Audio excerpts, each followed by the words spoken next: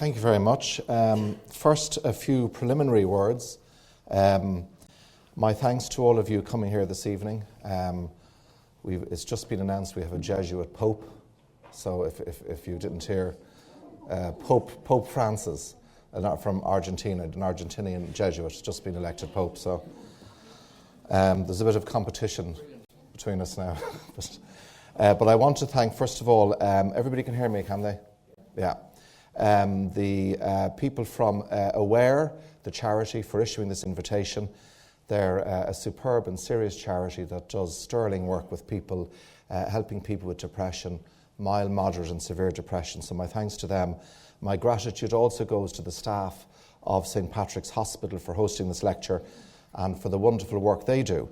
Not only do I have a huge admiration for the work of Dean Swift, who founded this hospital, but I also hugely respect to the late Anthony Clare, whom I knew, and who was a medical director here in the 1990s. And interestingly, before him, a philosopher-psychiatrist worked here called Maurice Drury, who was a great friend and colleague and student of Ludwig Wittgenstein, the famous philosopher, whose philosophy I admire, not least because he conceived of philosophy as a form of therapy. So for all those connections, I'm hugely privileged to be here, and I want to thank you most sincerely. My topic is depression and the search for meaning, and I come to it from three perspectives. As a philosopher, as a clinician, I'm an existential analyst, a logotherapist, follower of Viktor Frankl, the Austrian psychiatrist and neurologist and philosopher, and of course also as a suffering and acting human being. The German philosopher Friedrich Nietzsche described depression as the song of melancholy. Melancholia, which comes from the Greek meaning sadness, or literally black bile, first mentioned by Aristotle, carries the connotation in Latin of moroseness, while Old English gives us the adjective saturnine. All these etymologies are interesting. In psychiatric usage, it is employed to define and describe a mood disorder of non-specific depression characterized by low levels of enthusiasm and eagerness for any activity. In the modern context, melancholia applies in the main to mental or emotional symptoms of depression, despair or despondency, of that somber sadness that weighs down from time to time on men's souls. In ancient usage, the term encompassed mental disorders which may be now classified today as bipolars or schizophrenias. The aim of this paper is to adduce depression's intimacies and its intimate intricacies and dynamics. Let me begin with the experiences and descriptions of depression from a number of poets in their search for meaning. In El Desdichado, the Disinherited, the poet Gerardo Nerval writes, "I am saturnine, bereft, disconsolate. My lone star is dead, and my bespangled lute bears the black sun of melancholia in the night of the grave. The night has fallen fast upon him. Melancholia is his muse. He is disinherited, wretched, excluded from happiness, and enjoys the darkness of disconsolation. La nada, the nothing, das nicht.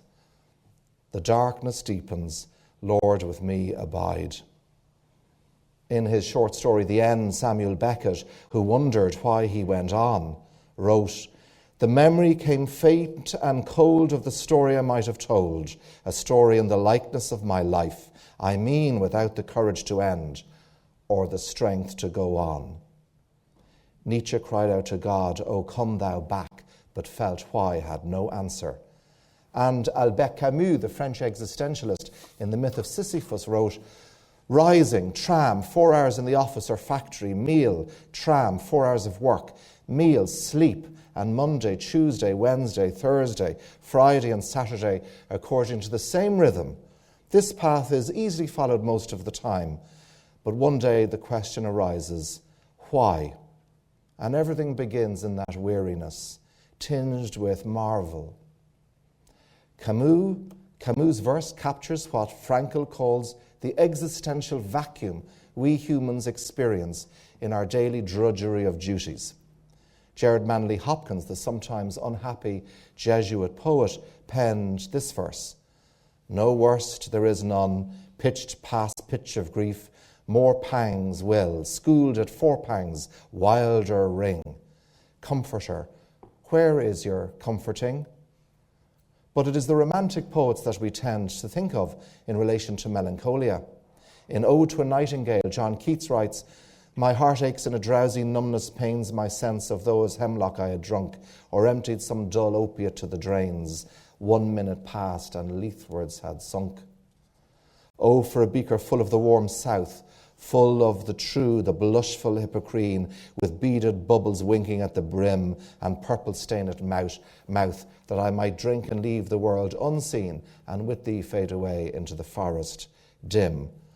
Fade far away, dissolve, and quite forget what thou among the leaves hast never known, the weariness, the fever, and the fret.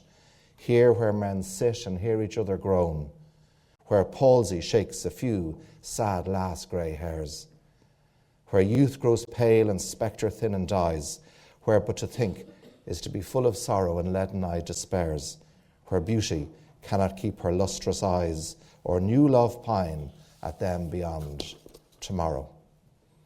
In the 6th stanza, Keats grows more explicit. "Darkling I listened, and for many a time I have been half in love with easeful death, called him soft names in many a mused rhyme, to take into the air my quiet breath. Now more than ever seems it rich to die, to cease upon the midnight with no pain, while thou art pouring forth thy soul abroad in such an ecstasy." Keats is well aware of the fact that beauty must die. Even in the very temple of delight, veiled melancholy has her sovereign shrine, and man's soul shall taste the sadness of her might. And in a section entitled On Sadness in his essays, Michel du Montaigne, another French philosopher, talks about, quote, "that sad, deaf, speechless stupor which seizes us when we are overwhelmed by tragedies beyond endurance." He goes on, "The force of extreme sadness stuns the whole of our soul, impeding her freedom of action.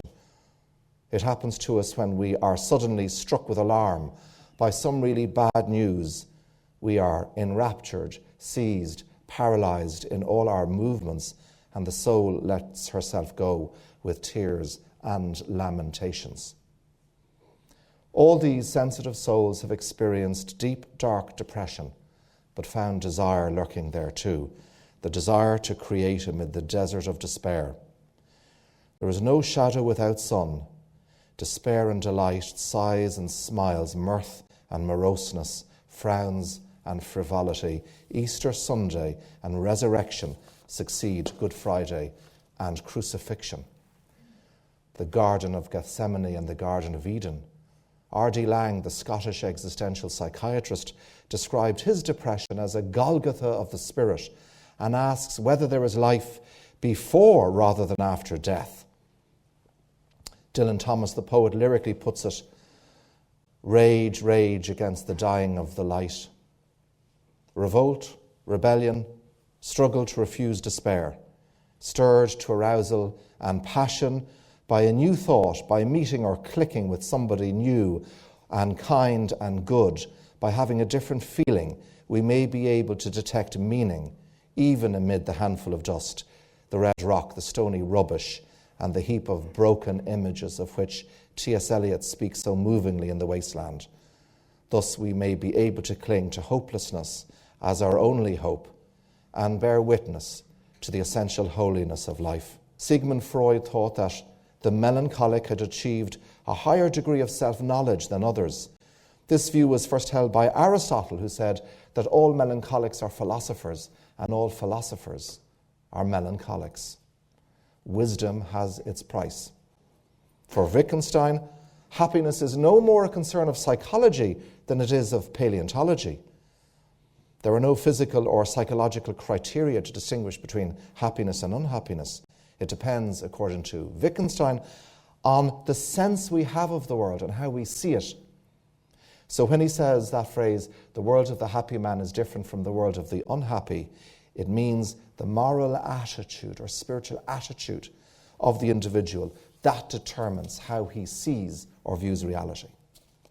In his famous paper, Mourning and Melancholia, Freud lists the distinguishing features of melancholia or depression as This is his list: a powerfully painful dejection, cessation of interest in the outside world, loss of the capacity to love, inhibition of all activity, and low self-regard, culminating in verbal self-reproaches and expectations of punishment.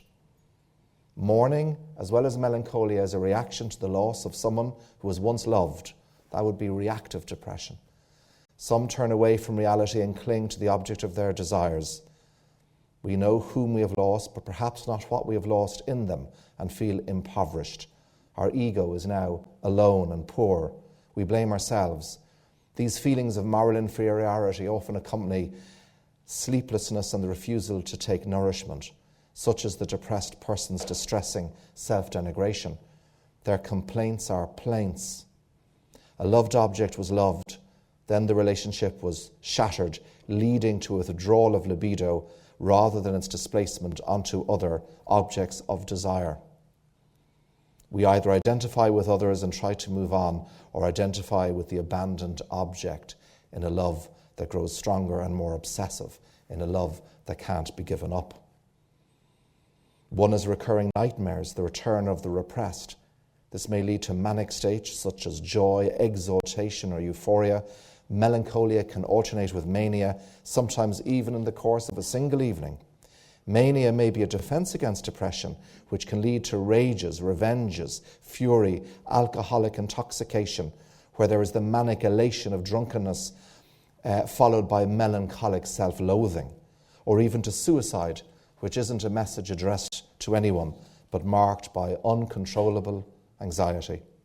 Suicide is the final solemn exit from the social scene of the human community. And a few months ago, I organised a conference on suicide, and for those interested, my talk is on YouTube under Saying Yes to Life in Spite of Everything. So if anybody's interested, you can put that in my name, and it comes up. Lord Tennyson in The Lotus Eaters asks, "Why are we weighed down with heaviness and utterly consumed with sharp distress, while all things else have rest from weariness? All things have rest. Why should we toil alone? We only toil who are the first of things, and make perpetual moan. Still from one another, one sorrow to another thrown, nor ever fold our wings and cease from wanderings, nor steep our brows in slumber's holy balm, nor hearken what the inner spirit sings, there is no joy but calm. Why should we only toil the roof and crown of things?" He goes on, "Death is the end of life. Ah, why life should all labour be? Give us long rest or death, dark death or dreamful ease." And Yeats, for his part, in the hour of love's wanting and waning, cried out, "Weary and worn are our sad souls now." In another poem, "A pity beyond all telling is hid in the heart of love." After being happy once, Yeats had grown as, quote, "weary-hearted as that hollow moon." So there is in those suffering from depression this abyss of sorrow that these poets have written about, a non-communicable gnawing grief.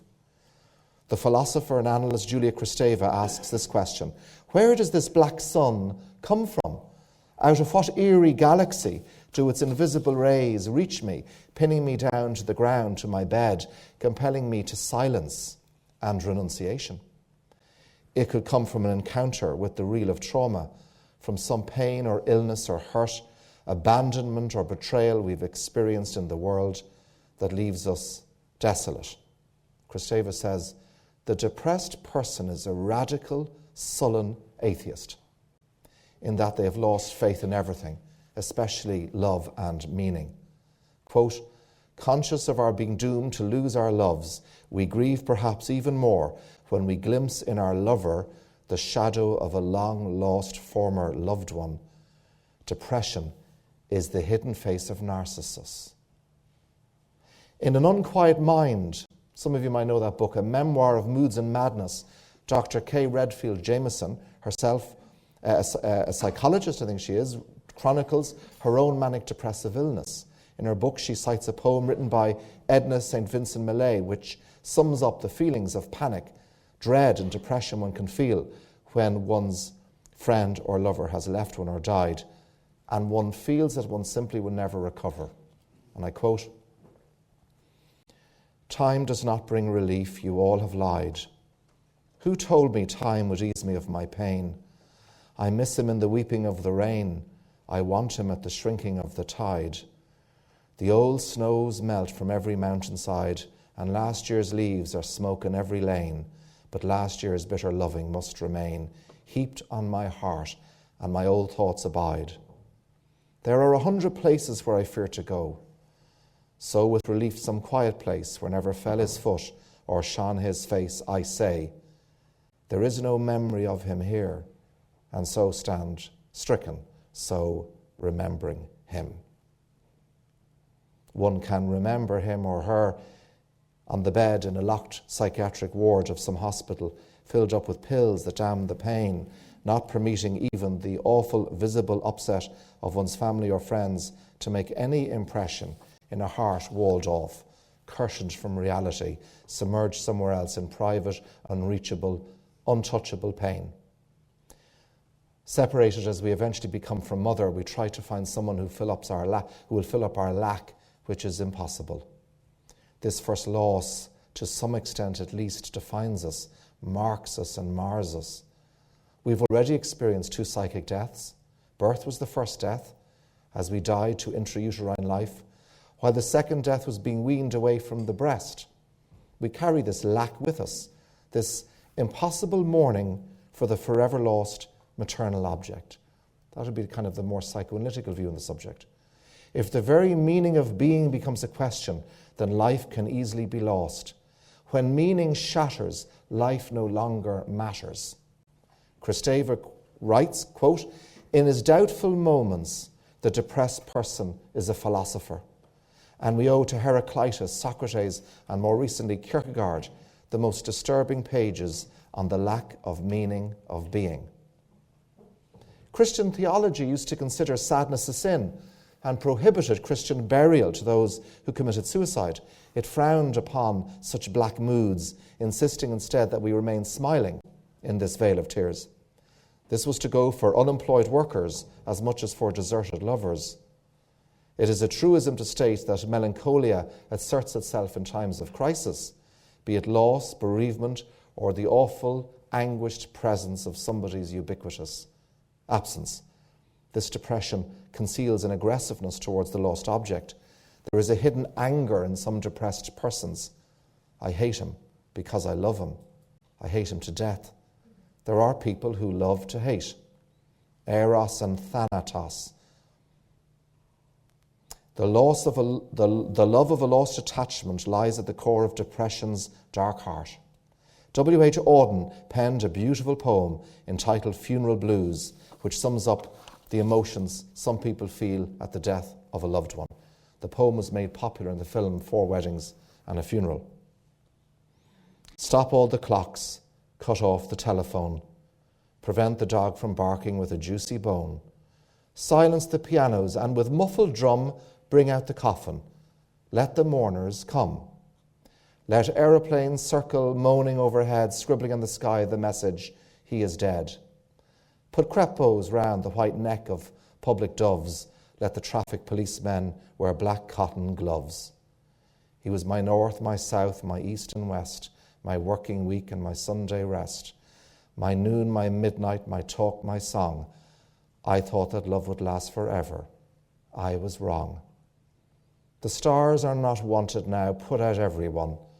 Pack up the moon and dismantle the sun. Pour away the ocean and sweep up the wood, for nothing now can ever come to any good. End of quote. Misery and torment invaded the young St. Augustine at the death of his young friend. He wrote, "The lost life of those who die becomes the death of those still living." C.S. Lewis similarly writes of the death of his wife in moving terms.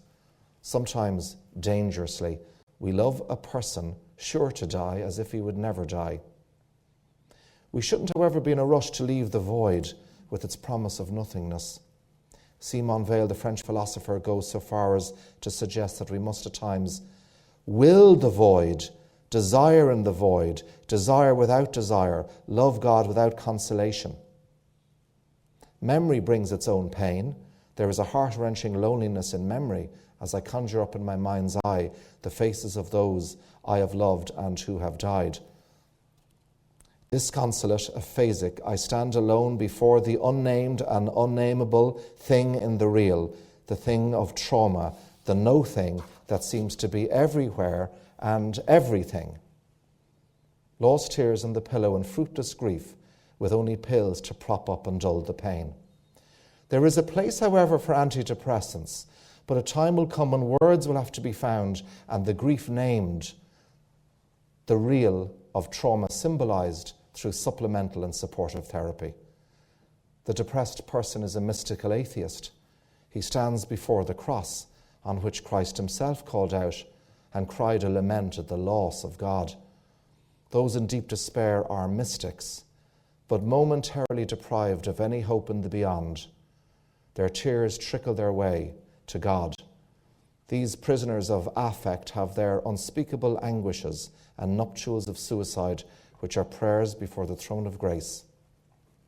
Malignant sadness is the fundamental mood of the melancholic person. Sorrow, the outward sign of those in despair. There are some people who will kill themselves, while others will do so slowly through drink or drugs or dangerous sport. This is Freud's theory of the death drive, which Schopenhauer before him called the denial of the will to live. As Costello writes, there is no hatred, only an implosive mood that walls itself in and kills me slowly through permanent bitterness, bouts of sadness, or even lethal sleeping pills that I take in the hope of meeting no one. But there is desire beyond depression. There is hope beyond the silence of pain or the spasm of tears. Mania, as we said, may be a defense against depression. It is depression's secret partner and consoling companion. The manic phase is manifested in feverish activity, such as spending sprees that seek to mask the disconsolate sadness. But such passion can prompt crime and point to psychosis, murder or suicide. That or the depressed person becomes weighed down with silence and morbid stupor, their sadness holding back the hatred there. Tears become a camouflage and brooding, a favourite pastime, as the depressed person fails to see the world beyond his misty, forlorn gaze. The perceived emptiness of their lives consumes them as they live a living death, a living for the sake of dying. The first philosophers to talk about this experience of the void were the Greeks, who maintained that particles moved in the void, and they distinguished between empty space and matter. The void, understood in more psychological terms, is this experience of emptiness, of affliction, of loneliness, secret woe, hidden grief. But there may be life lessons to be learnt there. Linger a while. The philosopher Hegel said, you must tarry a while with the negative, because a moment of destruction or deconstruction can be a foundation, a new reconstruction. Bow to it, but not be bound by it. In itself, the void is neither good nor bad. It is beyond good and evil. It all depends on what use we make of it, be it destructive or creative. It depends on our attitude, the one thing inside our mind which no one can take. The void allows for the destruction or reconstruction of reality. It is a place where all things are possible, and no place, an interval that is not nothing.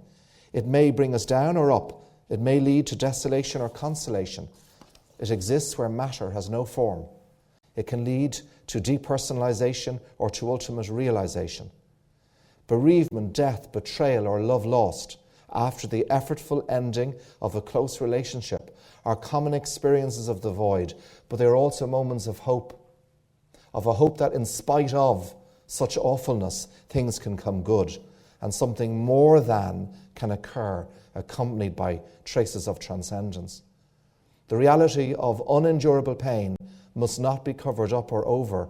It should not lead to an ill-timed bouncing back or flight into health, only to culminate in a later catastrophe. This is extremely difficult because void makes lack real. Someone innocent or youthful or good may help. Some time taken out in a monastery meditating. Anything may revive hope once more and give us the courage to go on. Some creative, energetic force can take us out of the void, or at least fill it, not with fantasy, but with grace. All the while enduring, not escaping, acceptance, but not resignation. Mystics, too, have experienced this divine darkness. Simon Weil, the philosopher, writes, "Whoever endures a moment of the void either receives supernatural bread or falls." We need to preserve a core of silence within us, a place where no one can reach us, a region that is ours and ours alone, an interior cell of silence. A void, a place of dark, rapturous, inner, empty silence. Aristotle said that nature abhors a vacuum, and he defined the void as a place where nobody could be. The Greeks could not conceive of anything devoid of being. We would have to wait for Sartre and Heidegger and the existentialists to give us their meditative musings on the subject. There is the hope that art can console, music, friendship. Iris Murdoch, the Dublin-born British philosopher, describes this feeling of the void of depression as, quote, a sense of emptiness, a loss of personality, a loss of energy and motivation. The world is charmless and without attraction. There is nothing that cannot be broken or taken from us, a reminder of our mortality, perhaps. But this loss of ego, in that it is loss of personality, in that it is also a loss of ego, may not be bad. On the contrary, as Plato suggested, we should practice dying. In other words, letting go of all those things we fear to lose most. Murdoch writes, people locked in closed religious houses think longingly of the fruitful, happy lives they might have had and which they have given up for nothing. This is malheur, meaning not just sorrow, but affliction. What is needed here is a de-reflection, a reorientation of desires, making some spiritual use of desolation, employing the higher energy from the noetic core of the personality. The center must hold. Love is the ordering force of the universe, and good its magnetic center. Something can suddenly happen to break through the gloom, and we are taken out of the cave of illusions, to use Plato's famous parable, and begin to inhabit a place in the sun. Something comes from the unconscious.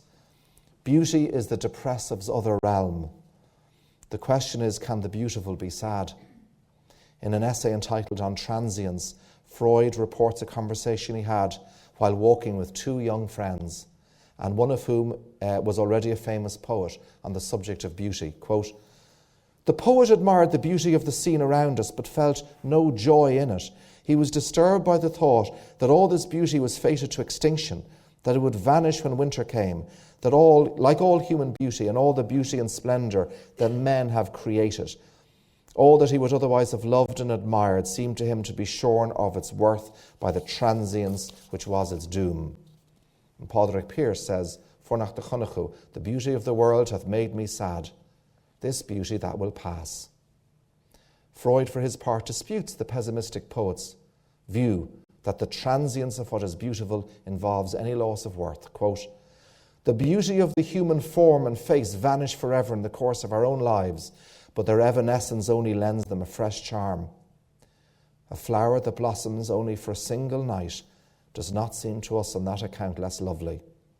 Nor can I understand any better why the beauty and perfection of a work of art or of an intellectual achievement should lose its worth because of its temporal limitation. A time may indeed come when the pictures and statues which we admire today will crumble to dust, or a race of men may follow us who no longer understand the works of our poets and philosophers. Or a geological epoch may even arrive when all animate life upon the earth ceases. But since the value of all this beauty is determined only by its significance for our own emotional lives, it has no need to survive us and is therefore independent of absolute duration.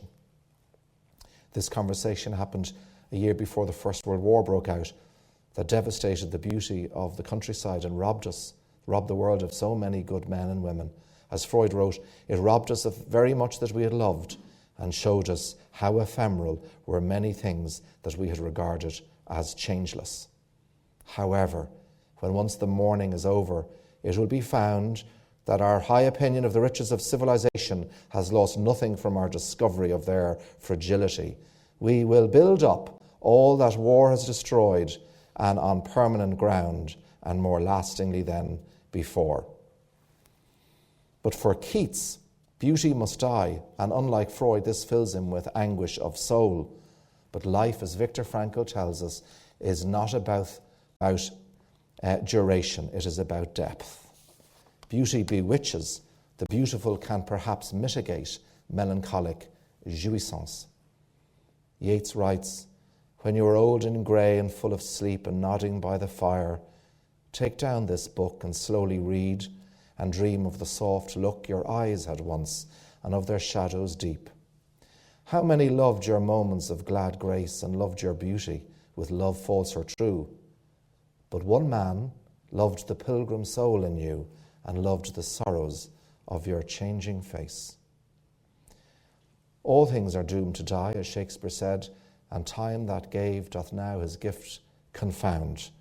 Auden, time's bitter flood will rise, your beauty perish and be lost for all eyes but these eyes.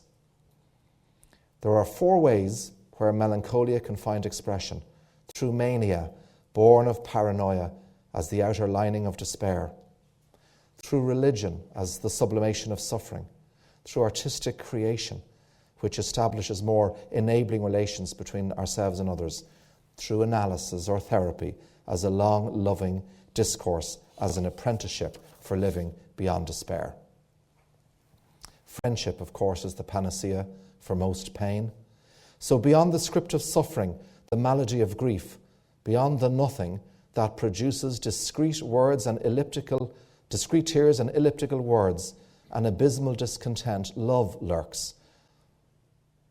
Just as there is pain, suffering, and death, so is there healing, meaning, and forgiveness. A spirit of humour, and perhaps an echo of God's laughter. In Psalm 42 we read, "Why so downcast, my soul? Why do you sigh within me?" For some people, Christian faith appears as an antidote to depression, offering a resurrection from death and the promise of paradise, the hope of divine desire. Quoting Ecclesiastes, "Do not abandon yourself to sorrow, do not torment yourself with brooding. Gladness of heart is life to man, joy is what gives him length of days. Do not dread death's sentence. Remember those who came before you and those who will come after you." Psalm 91 requires us to live in the shelter and shadow of the Most High. He will rescue us from the snares of the fowler who seek to destroy us. It goes on, "We will find refuge under his wings. You will not fear the terror of the night, nor the arrow that flies by day, nor the plague that prowls in the darkness, nor the scourge that lays waste at noon. No disaster will overtake you, because his angels will keep you. Quote, "Since he clings to me in love, I will free him, protect him, for he knows my name." Such is the divine promise emanating from the divine darkness. If love casts out fear, then perhaps, to draw on Yeats, gaiety can transfigure dread and sadness can become song. Humour can also be an antidote to despair. Nietzsche noted, "Perhaps I know best why man alone laughs. He alone laughs because he suffers so deeply he had to invent laughter." Freud says life is nothing but a game for children, just worth making a joke about. We humans are laughing beings. As Aristotle said, no animal laugh saves man. So humour can be an antidepressant that does not deaden the ego in a Prozac-induced daze, but sometimes Prozac is better than Plato. Humour is one way of coping with depression. Humour doesn't change the world, but it does change our attitude to it through self-distancing. Freud gives the example of a criminal who, as he's being led to the gallows on Monday, remarks, "Well, the week's beginning nicely." This is the humour that smiles through tears. Humour frees the ego from itself. Though our talent for sadness is far greater than our capacity for happiness, having a good sense of humour, it seems to me, is a sign of moral and mental maturity. Groucho Marx took a patient's pulse and said, either this man is dead or my watch has stopped. So perhaps in one sense we can say that happiness is a way of making peace with our misery through humour. According to Viktor Frankl, it's the perceived lack of meaning and suffering that may lead to neurosis. Frankl's theory of mental disorders is based on his philosophy, his view that the human being is in 3 dimensions. The somatic, the body, which is biological or biochemical. Here we need to mention the influence of hereditary and constitutional factors grounded in the person's endocrine and neurological functions. That's the soma, body. Second, psyche, or mind, the mental. That's the level of psychological processes. And the spiritual, or noetic, because he didn't like the English word as a connotation of it has a religious reference, the spiritual, which Frankl wanted to avoid. So the spiritual dimension of the person is that which is specifically human: conscience, will to meaning, love, etc. So they're the 3 levels of the person. And therefore we can say, surely can't we, that there are 3 types of depression. A somatic depression, which would be an endogenous depression, where the cause is biochemical, number 1. Secondly, a psychological depression, or reactive. It's reacting to the loss of something, triggered by blows of fate. And thirdly, a neurogenic, if the reason is existential or spiritual rather than caused biologically. So Frankl here is unique among psychiatrists. Though the spirit can never be sick, his psychiatric credo, it may be blocked or frustrated, culminating in a neurogenic disorder. This will always interact with the somatic and the psychological. So when we ask the question, what is the meaning of melancholia? The Franklian answer is that it is precisely at the level of meaning that we must look to if we are to help or heal the person. A major depression, biologically caused, may affect the person's spirit, and it is thus imperative that the whole person be treated in their bio-psycho-spiritual unity. All 3 dimensions interact, but you'll usually find one that is more prominent, is more in the ascendancy than others. And that will determine the treatment modality, be it medication or meditation, prescribed drugs or logotherapy.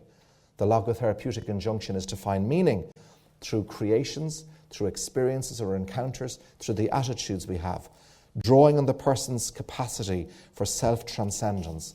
And there's various techniques in logotherapy that seek to do that. De-reflection, paradox intention, Socratic dialogue, etc. So if it is a somatogenic depression, a course of prescribed drugs through pharmacological intervention is advisable, because such endogenous psychoses have a biological basis. Logotherapy would operate here at the level of supplemental therapy, where pockets of freedom and responsibility, of values and meaning, of hope and humour and conscience may be realised, leading to attitudinal change. Understood thus, and even when a pharmacological treatment is prescribed, logotherapy can be utilised to prevent secondary depression. Of course, there are no purely somatogenic, psychogenic or neurogenic depressions. All are mixed and borderline cases, as I said. Frankl is unique in containing within his theoretical and therapeutic model an understanding of the last one, a neurogenic depression. There, it's a kind of philosophical or spiritual malaise. It's an existential distress, not a disorder of the mind. May be shaped, of course, by many variables. But for Frankl, there's always something intact behind or beyond the illness. That is the person. An uninjured humanity beyond the injury. What he calls the defiant power of the human spirit. The person, let's say if we take a psychotic, the psychotic person still retains his dignity even if he doesn't retain his utility. For Frankl, there is the triad of failure, which are 3 insufficiencies from which patients may suffer: an inability to work, an inability to feel pleasure, and an inability to suffer. So the whole point is to move beyond naive optimism or weary pessimism towards a tragic optimism, what Frankl calls a tragic optimism, a realistic optimism, which sees both sides of reality, the tragic and also the triumphant, a place of hope. Because meaning is not in the that of suffering, but in its how. Not all existential crises are pathological. Neurogenic neuroses arise when existential frustration is dealt with in a maladaptive manner. So Frankl avoids the two pitfalls of biologism and spiritualism. In depression, we witness anxiety and guilt as modes of being. Frankl speaks of the vital low of the depressed person that explains a whole host of melancholic symptoms, such as guilt feelings, self-reproaches, etc. This vital low is the psychophysical basis of melancholia, producing feelings of insufficiency or inadequacy before tasks. The depressed person experiences a tension between what he is and what he ought to be. This vital low aggravates his existential tension. The gap becomes a gaping abyss. This feeling of radical insufficiency contributes to the feeling that he is living life backwards. There's a sense of the loss of the future. Futurelessness characterizes the melancholic. He thinks his time has run out as he lives the day of his death. Melancholia is an experience of a permanent judgment day mood. So if in melancholia there is the affect of grief, in mania there is the affect of joy. If in melancholia there are feelings of guilt, in mania there are delusions of power. If the melancholic fears the future, the manic person lives in the future. The melancholic is blinded to the values inherent in his own being. His blindness can proceed centrifugally, leading to the blotting out of the valuational shadings of the whole of reality. As these inferiority feelings deepen, the melancholic person feels himself worthless and life as meaningless. Whereas the manic person resides on the peaks of being, the melancholic ekes out existence in the pits. Melancholia is nihilistic, and depersonalization can result, which is an experience of unreality. That leads to devaluation of the world and the self, which in turn can engender a melancholic misanthropy. This is why Frankl says in Melancholia there is, quote, a falling away of the self and the world, of beings and meanings. Depression is one aspect of the mass neurotic triad: depression, aggression, addiction. So the others are aggression, which I've talked about, and addiction, which comes later. They're all interrelated. I've mentioned the aggression and depression. Both symptoms can cause addictive behavior. However, the melancholic's blindness to meaning is not the cause of his depression, but the symptom. In paranoia, there is hypertrophy of meaning. In endogenous depression, the psychosis prevents the person from seeing any meaning. Whereas in neurotic depression, the person may have become depressed because he could not see a meaning in his life. The lack of meaning is cause and affect of depression, and lack of purpose, and depression can result, of course, from other causes. The point is to perceive an integrated pattern of life, of goals and values, to see life's meaning potentials. The melancholic neglects positive opportunities, and the existential vacuum results. Sometimes inappropriate actions become established, excesses from rages to excessive sexual behavior. A vicious circle is formed that evokes his despair and anxiety as he wonders about the point and purpose of his existence. There is a loss of value perception, and life is seen as meaningless. So in analysis, the question becomes, what is my problem? What scope of freedom do I have? What are my options? What are the meaningful choices confronting me? What to do now? The aim is always to find the logos in the pathos. The answer, therefore, to melancholia resides in the tridimensionality of our being. All three dimensions must be engaged with in a life that struggles to be human. The body, first of all. It is imperative proper rest be given, relaxation, renewal, proper food, exercise, sleep. Studies have shown that emotional health is influenced by length of vacation even. A 2005 study of 1,500 people found that the risk of depression diminished as they took more holiday time. Those who took vacations twice a year were half as likely to be depressed as those who took a vacation once every 2 years. In a study aptly entitled SMILE, Standard Medical Intervention in Long-Term Exercise, Duke researchers found that vigorous exercise for 30 to 40 minutes 3 times a week was at least as effective as antidepressant drugs in reducing symptoms of moderate to severe depression, as well as anxiety. It also slows shrinkage of the frontal cortex, where capacity for conscious and purposeful thinking resides.